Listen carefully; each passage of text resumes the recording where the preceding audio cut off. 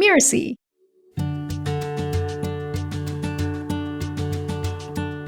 I don't necessarily need holidays. I need hobbies. I need something else to dive into and get completely engrossed in.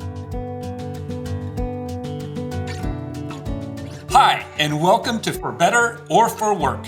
This is the show that explores what it's like to run a business together as a couple. My name is Jennifer Hurshell. And I'm Tom Hobson. Together, Jennifer and I run a business called Teacher Tom, where we share our play-based pedagogy to childhood educators all over the world. Today, we're here to listen and react to Danny Eni and Bhoomi Phatak's conversation about taking a break, which you and I aren't very good at doing. Speak for yourself. I'm speaking for us.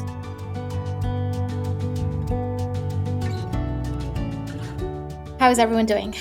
It's a little ironic that I'm late to the recording of Can We Take a Break?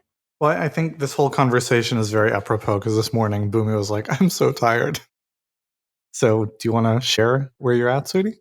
Yeah, I feel a little tired. I don't know if I should be saying this. I don't know. I feel a little tired, honestly. I feel like I've been feeling tired for at least a couple of weeks now. And, it's normal, right? Like we had our big event. We had a big launch after the event. We've had more events and retreats after that. And so for the last 6 weeks, there has just been a lot going on. And we just wrapped up our launch. We onboarded 650 new students. And, we hired 7 more people over the last 6 weeks or so. So there just has been a lot going on. It's puzzling to me because I'm sleeping well. I am eating well for the most part, right? And those two are sort of the things that really affect how I'm feeling. I took most of the weekend off and I have been wrapping up at reasonable times. It's a little bit puzzling to me why I'm feeling so tired. But I guess that's where I'm at. So in conclusion, responding to the question, can we ever take a break? Bhoomi says no. Is that where we're landing? No, that is not where we're landing. But it does kind of illustrate the journey of any entrepreneur, right? There is going to be intense periods and there's going to be busyness and just being mindful of that, but also building in breaks because, I think there are a couple ways to think about taking a break. For me, there's sort of the ongoing life, right? In my daily life, do I have enough non-work time? And for me personally, what's important to me is that am I wrapping up at a certain time so that I can, when the kids get home, I am not working? Do I have my weekends free so I can disconnect and think about other things? And so for me, that is important. So that's sort of on the daily life perspective. And then having vacation time or weeks where you're just, disconnecting. So that's what I've been working towards when it comes to quote unquote taking a break. And we have done that, on the vacation front, we take at least 2 weeks off every year for the last few years. So we take the week between Christmas and New Year's off. That's actually when all of Mirasee is closed. And then, Danny, you and I usually take a week or 2 off over the course of the year as well. I think a lot of people talk about this idea of work-life balance. I want to work, but not too much. And I want to have space for all these other things. And that's always been a little bit just nonsensical to me. I think life happens in seasons, and so do careers. And there are seasons of harvesting and there are seasons of planting. And when you're planting, when you're building something, building anything is hard, right? It takes effort. You have to sprint your way to having something that brings you to the next plateau. And you're going to put in the extra hours. You're going to work super hard when you're sprinting to that next plateau, when you're working on that growth, when you are planting. And then when you are ready, when you get there, you get to enjoy the fruits of your labor. And that's when you can take your foot off the gas and, live the lighter, easier lifestyle. But do you get to take a break, an extended long break, and have a lot of work-life balance in that planting and sprinting period? I don't think so. All the people who I hear preaching about work-life balance, you don't have to work so hard. They're the people who did sprint, they did get to the plateau, and now they're like, well, I don't want to work too hard, and so I'm going to pretend that I never had to. I don't think that's true. I think you do have to do that kind of sprinting. Sweetie, is that your experience and perspective as well, or do you disagree? Yeah, if I think back to the first few years of us working together and also the first few years of the business, the amount of intensity was different than it is now, from my perspective at least. And so I like the idea of, plateau. So can you tell a bit more about what do you mean by those? Is it a certain headcount? Is it certain revenue numbers? Is it something else? How are you defining it? So not necessarily by any one of those things, more about the relative maturity of initiatives. So whenever you're building something from nothing, it's going to be janky and it's going to be held together by duct tape and chicken wire, and it's going to be inefficient and lots of things are going to break and it's not going to sell very well. And at worst, you're kind of like pushing a boulder through molasses. And at best, you're kind of trying to hang on for dear life in the middle of a tornado, right? Like it's just intense and you don't really get to take a break in the middle of that. But once you bring something to some point of maturity and stability, that's when you can take your foot off the gas. And that can apply to a business as a whole. It can apply to a business unit. It can apply to a project or an initiative.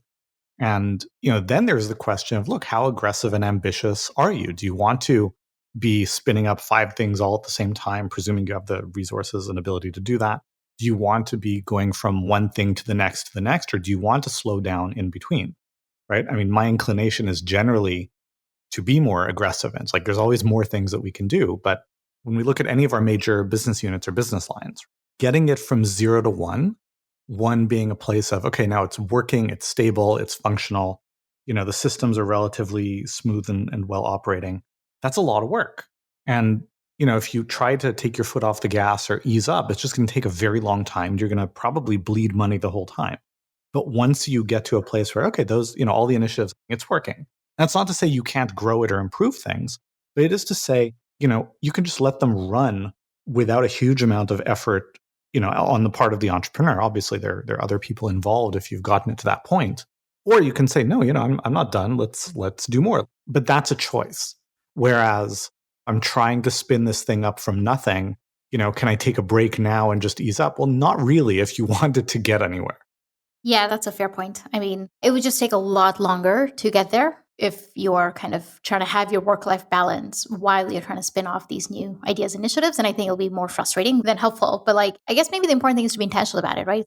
Yeah, no, I do want to make sure it's clear that, working hard and not being able to take a break in the big picture doesn't mean that you're working in a way that is unsustainable, right? You can work 80-hour weeks for a few weeks in a row. You can't do it for a few months or years in a row without your ability to produce just dramatically declining. So your rhythms still do have to be sustainable. You do have to be smart about working when you're up and when you're focused and not when you need to sleep, right? Like doing all those things. But to your point about intentionality, this is where, communication and clarity and being on the same page is really important, because it's very easy for one party or the other. And here we're getting into some of the partner dynamics. It's easy for one party or the other to start feeling resentful of how much the other person or they or both of them have to work, because it was never kind of made explicit. There was never kind of a shared agreement of, yeah, this is what it takes, this is what we signed up for. So that communication becomes really important. Yeah, absolutely. It's funny. After we had the kids, I feel like I learned a lot more about self-care and the importance and having those non-negotiables. Like before we had kids, it didn't seem really, it had never come up for me. But for us, at least because we have kids who are still small and young, who need a lot of our time and attention, it acts as a second anchor in our lives. So even when things are crazy busy with work, we know that we had to stop working at some point and be present and engage parents. And to me, that's kind of refreshing. It helps me with self-care and with my balance. So for me, it's sleep and eating well and going out for walks, or at least getting some fresh air and spending some time in nature and spending time with family. And once I have these things, I feel like I can be really intensely engaged the hours that I am focusing on our business. So let's talk now about, we talked about, can I ever take a break from being an entrepreneur? And it's like, not really, right?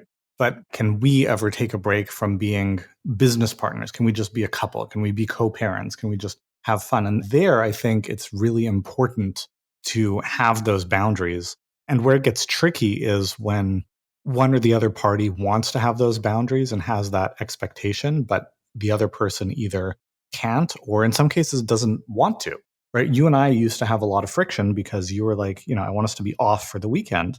And I don't want to be off for the weekend. I like to work on the weekend. It's my favorite time to work. I can actually focus on the things I feel like doing, and it's much more relaxed and expansive.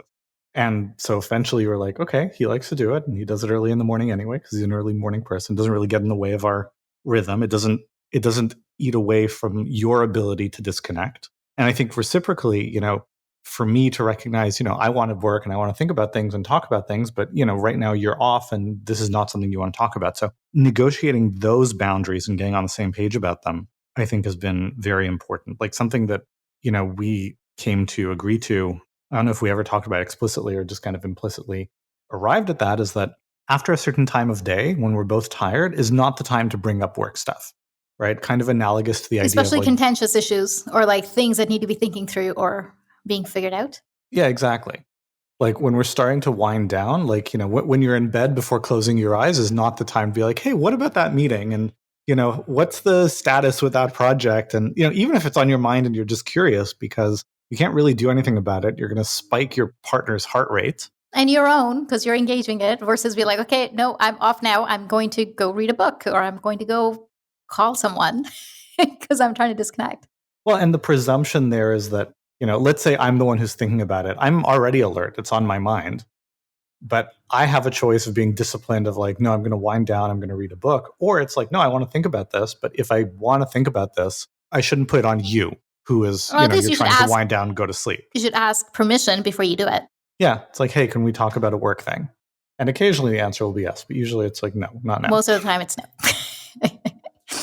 no. Vacations and stepping away completely from work when I'm on a vacation is super important to me. It's one of my non-negotiables. I'm curious about how you feel about that, because I think you've kind of, it seems to me at least, you've grudgingly come around to it, but I'm not sure if you find value in it or if you just find it to be an artificial constraint. Well, I definitely find it to be an artificial constraint, and it really bugs me when we're off.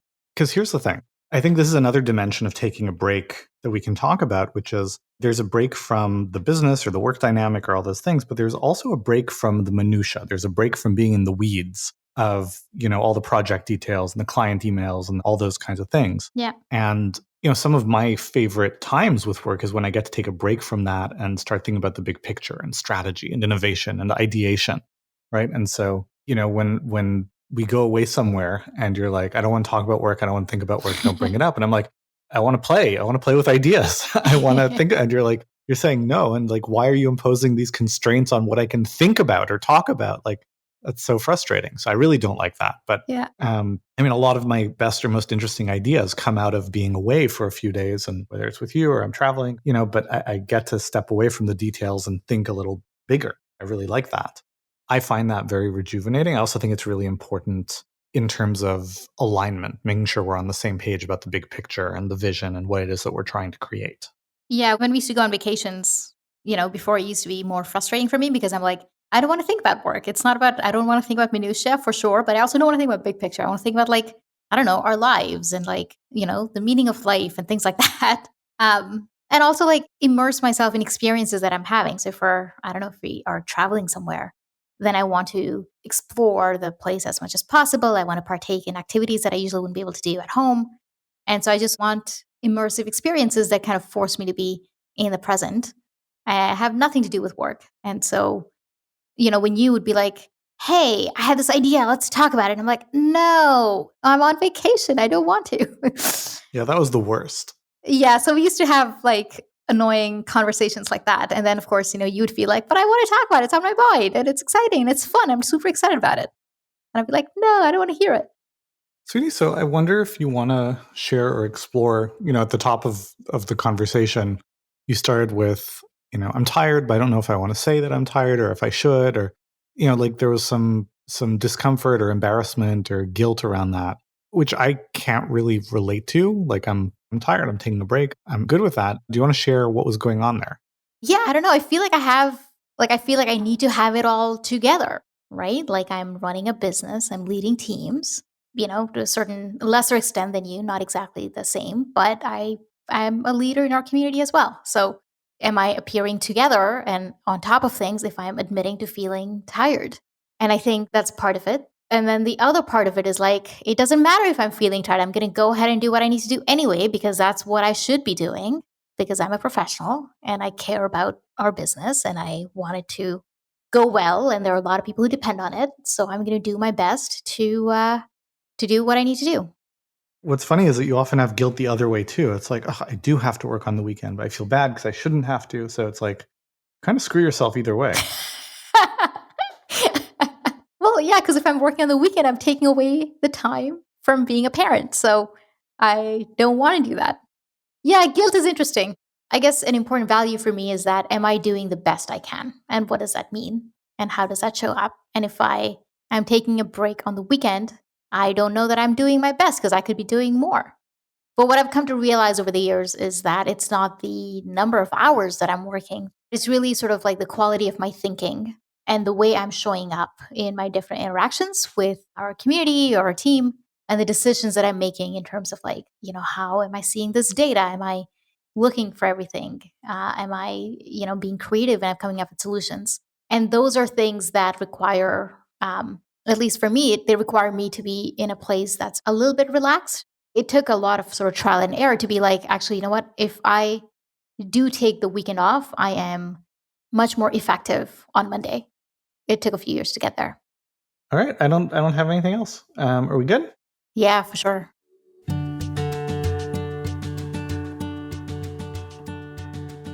I felt like what I heard was this typical female thing, and by this I'm dating myself because we're so much more fluid these days, of the woman who's willing to be really candid and transparent and vulnerable. I feel guilty, I'm exhausted, I don't want to work all the time. And the other one saying, by God, we don't stop until we achieve the plateau that we've set out to achieve. And of course, Danny is so incredible because he's thinking of new things every other week. And so there isn't phase one, because phase one ended 10 years ago, and now they're on to 15 more things. So I think I understand why she feels tired, even though she's sleeping, and it's great that she is sleeping, because there's this constant pressure and expectation to maintain enthusiasm. And it's got to be okay, especially in a married business partnership, to just let down.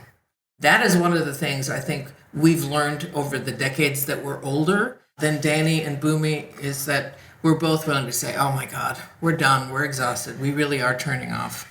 And by the way, we haven't reached one. So we, in theory, should be, by God, planting and planting, because we're older and we don't have our nest completely feathered, but it's a very important thing to do. Yeah, I was actually, all of that makes sense to me. I was thinking a lot about, while I was listening, that this is true of any partnership. Like, a lot of this stuff is absolutely true. You've got to be clear, you got to communicate. The difference is that you're together 24 hours a day in many cases. I was reflecting on this recently, that we have pretty much, up until the last month, we spent about 5 months where we were together all the time. We were traveling together. We were doing everything together. Some people have told us that they would have killed one another by then. And I don't think we actually had any of those horrible things, because I think we give each other a lot of space. I think when you said that about the gender thing, I think our gender thing is actually kind of swapped. You're more the business guy. You're more the one that would be likely to say, let's work on the weekend. Yes. I've spent most of my career as a classroom teacher where, you have a really, tight schedule. It's 9 a.m. and you get done at 3:30 and then you can shut everything off. And it was easy to compartmentalize. We've worked on that balance quite a bit for the last couple of years. The other thing that really struck me, though, is I agree with Danny completely. This whole work balance thing is nonsense. I mean, there's so much nonsense. Everybody wants everything to be balanced. Balance is boring. Balance means life is not exciting and dynamic. Balance means that you're constantly trying to keep everything in place rather than just going for what you're all about, whether it's your personal life or your professional life. For me, I don't necessarily need holidays. I need hobbies. I need something else to dive into and get completely engrossed in. And so Jennifer knows that about me. I almost always have some stupid hobby, like costume making, or I once sat down and I cataloged every single book in our library to put in a card catalog. Like in the old high school things, handwritten kind of thing. And with 7,000 books, that was a job. And it took me like 3 years to finally get it all done. I don't understand how people can sit down and say, oh, well, I'm lying by a pool. Because then your brain just works on the problems, at least for me. Yeah. Taking 2 weeks of vacation a year may be relatively normal for most of us in North America. But in Europe, 6 weeks was the minimum.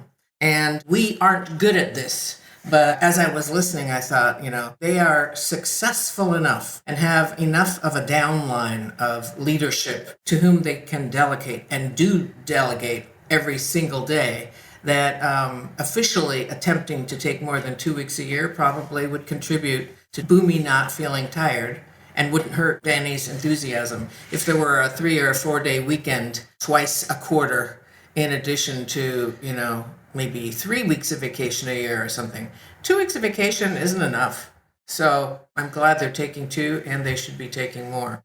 Yeah, last year we had pretty much a 3-week vacation at one point that turned into a 3-month vacation. We did work during that time, but it ended up resulting us realizing we needed to move to a new place that's more beautiful, that gave us a better sense of space and nature, a place where we could reground ourselves and get out of our old ruts. I think that's the kind of thing that happens when you've been together a long time. And we've been married 35 years. We've been together 37 years.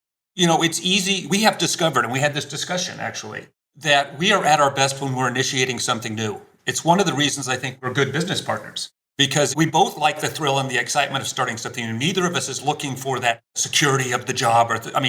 Sometimes we wish for it, but for the most part, I think we'd go crazy if we weren't creating something new together. Right. The benefit of being entrepreneurs.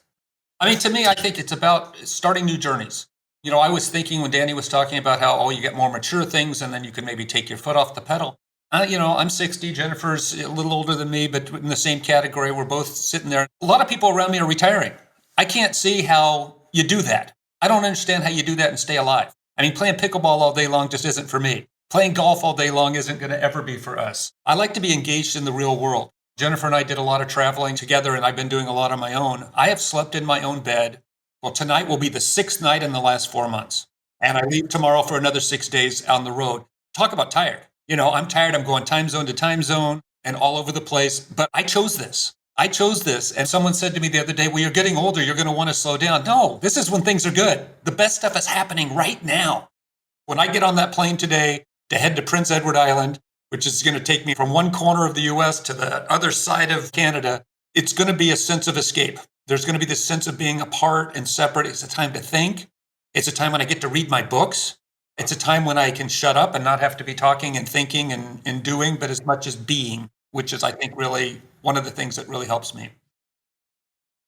When I was a CEO and I had employees, so it's different than being in a business couple. There is always this inherent expectation that you don't stop until you get to the other side, whatever the other side is. And I relate at this time in my life to Bhoomi's comment that sometimes she really doesn't want to meet that expectation, just wants to be a wife or a friend or a mother or a person. So maybe that's saying the same thing in a slightly different way. Unplugging is exceptionally important, and they know that. That isn't new. Yeah, the other thing that I think about a lot, and that we've had because of this dynamic of never letting up, right? Keeping your foot on, is when we have certain successes, I like to take the time to celebrate. And she's always like, we can't celebrate yet. We've still got this to do. And so that's one of the negotiations we've gone back and forth. I say, we are going out tonight. We are going to have to take a break. And she's like, nope, we're going to go tomorrow night or the next night. And so we've had a lot of back and forth about when do we get to celebrate. Well, yeah, and maybe they are already explicit in what constitutes completion. So from Tom's point of view, when he shuts the camera down and he's done with the presentation or delivering the training or the keynote, it's done. From my point of view, until all the checks have cleared, until the customer service, I need help logging in, have stopped, until the vendors have been paid. There's certain other things that constitute being complete. And we just need to remind ourselves to say, okay, on this project or in this phase, what is complete? Because I love celebrating as much as anyone. I just often feel pulled to do so earlier than in my mind, from my perspective, in light of what I'm responsible for, the business side, when we're done. It's a good point. We should decide every time, when do we get to celebrate? Yeah, exactly. Yeah. And I wonder if Danny and Bhoomi do that. She started off and she ended up talking about guilt. And to me, that's interesting. It would be great to support them, to support her specifically in letting go of some guilt. Well, it's fascinating because when she said that, talking about guilt is we don't have employees. And we specifically have tried not to have employees. I think guilt comes up a lot when it comes to employees in a small business. I know Jennifer's had a number of businesses in her life. And when she's had employees, the thing that keeps her up at night is making payroll, and taking care of those people, because that's the kind of person she is, the kind of manager she is. And we've made a conscious decision. We are not going to have employees no matter what happens with our business, because that is where the stress, that's where the guilt comes in. To me, that's a layer of stress I don't need. I didn't hear it that way from her. Mm-hmm. I heard her admission of guilt, or sharing with us the sense of guilt, as guilt vis-a-vis her business partner. Feeling guilty about maybe letting him down by not wanting to be on all the time. That was my interpretation of her comment, but I could be projecting. Right. So I don't know. We don't know. We don't know. And I don't know. I mean, well, I guess I'll ask you this question. Do you feel guilty with regard to your business partnership with me? Sometimes. Yes, definitely. Since I had my little accident several months ago, I feel guilty about not driving as hard as I believe I should be. Mm-hmm. And then cognitively, I have all the rationalization in the world, but it doesn't take away the feeling. It's interesting because I can assure you that you don't need to feel guilty. I want you to rest. I want you to relax. I don't need you driving that hard. And I suppose that means we're wrapped. Guess so. On to the credits? Yep. Thank you so much for listening to For Better or For Work. I'm Jennifer Hurshell. And I'm Tom Hobson. You can find out more about us at teachertomsworld.com. For Better or For Work is part of the Mirasee FM podcast network. This episode was produced by Cynthia Lamb. Jeff Govertson and Mishi Lance put it together. Danny Eny is the executive producer. Post-production by Post Office Sound. If you like the show, please follow us and leave a starred review. And if you'd like to learn a little more about what Tom and I do, head on over to teachertomsworld.com. I didn't say you were. Okay. I didn't say you were.